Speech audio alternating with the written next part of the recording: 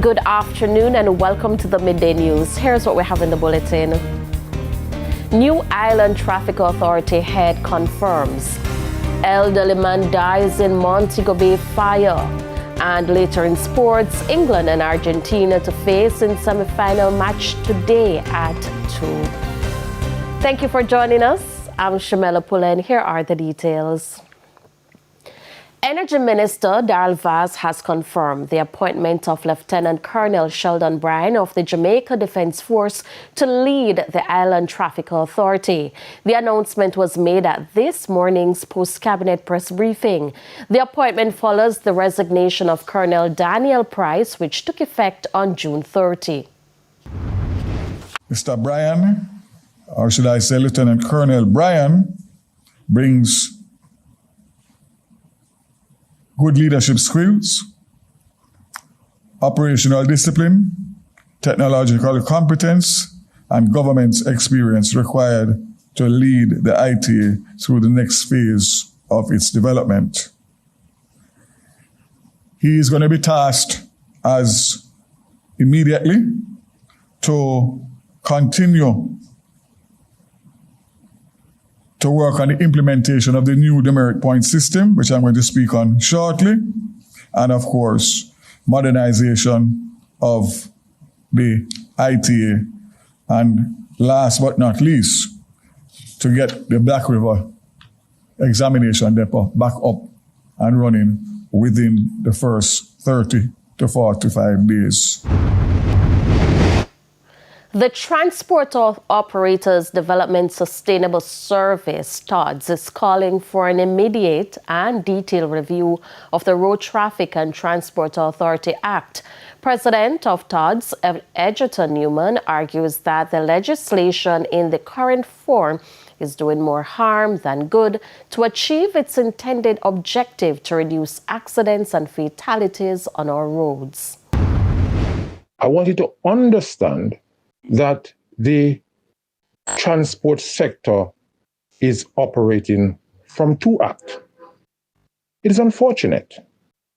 And what we are doing, we are sending thousands of our workers on the ground because of the operations of these two acts. If government believes in the public transport sector, and I think this minister believes in the public transport sector, but if they truly believe, they have to have an immediate review of the act. Councillor for the Waterford Division in Portmore St. Catherine, Dr. Fenley Douglas, is proposing that government offer health insurance coverage to the thousands of registered transport operators across the island.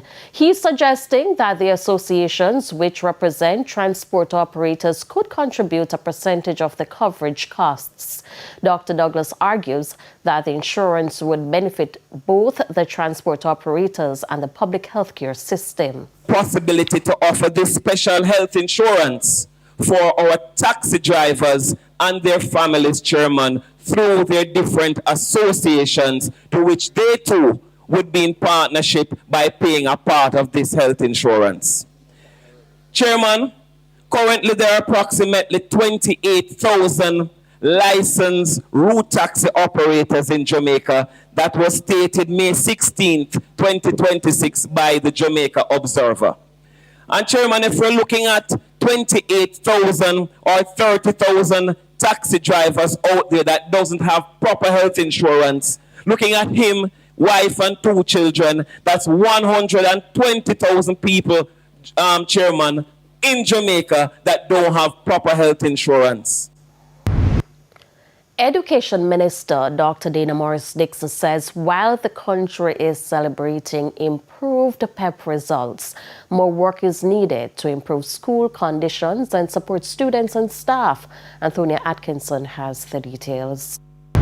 A month after the release of the 2026 Primary Exit Profile PEP examination results, concerns remain about the poor conditions of some schools, a long-standing issue that has been under discussion for several years.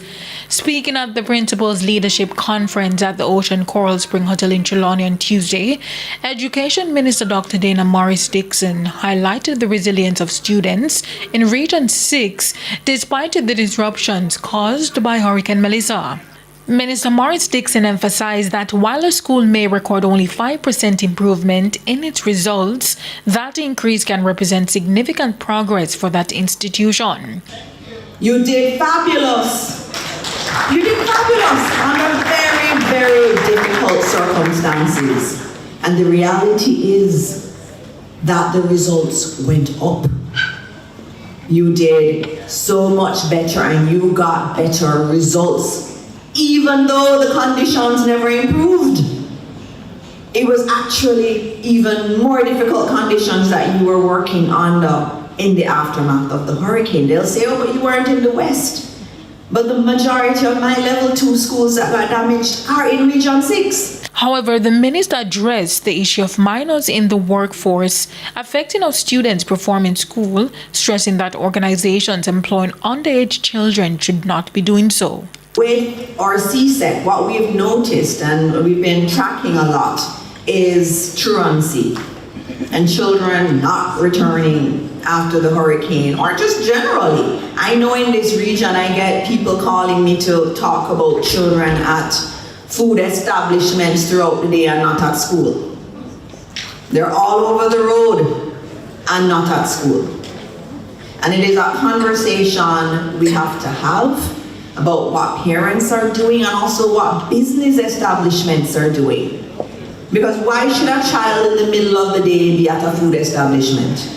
She added that as the government continues to enhance school infrastructure, improving conditions for teachers and other school staff will also remain a priority. One of the areas we are prioritizing in the ministry, and we've gotten a little bit sidetracked because of the Hurricane Melissa repairs, is fixing the staff rooms.